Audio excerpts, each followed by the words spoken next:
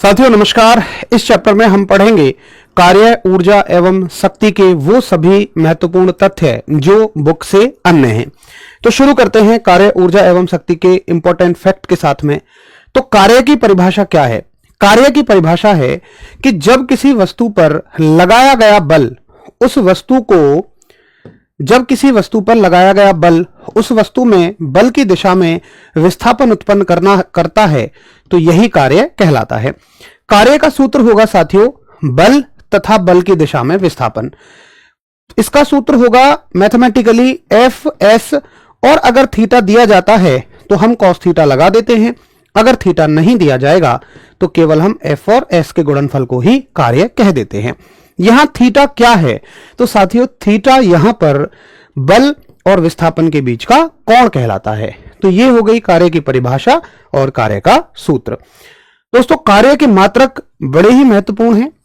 जिस प्रकार से बल के मात्रक महत्वपूर्ण होते हैं उसी प्रकार कार्य के मात्रक महत्वपूर्ण है, और कार्य का एसआई मात्रक जूल कहलाता है, या जूल को ही हम न्यूटन मीटर भी कहते हैं। तो सवाल आता है कि बताइए न्यूटन मीटर को क्या कहा जाता है? तो न्यूटन मीटर को ही जूल भी कहा जाता है। दोस्तों कार्य का सीजीएस मात्रक अर्ग होता है, और कार्य के एसआई मात्रक में और सीजीएस मात्रक में जो संबंध है वो ये है कि एक अर्ग में 10 की पावर -7 जूल होंगे, या इसको ऐसे भी पूछ सकता है कि एक जूल में 10 की पावर 7 अर्ग होते हैं। तो दोस्तों किसी भी तरीके से सवाल को पूछा जा सकता है। उसके बाद कार्य से संबंधित ये 3 तरीके के प्रश्न कुली से संबंधित पूछेगा।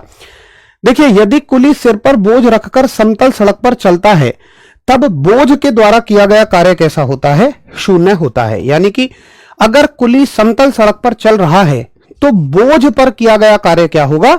शून्य होगा। बोझ पर कोई भी कार्य यहां नहीं होगा।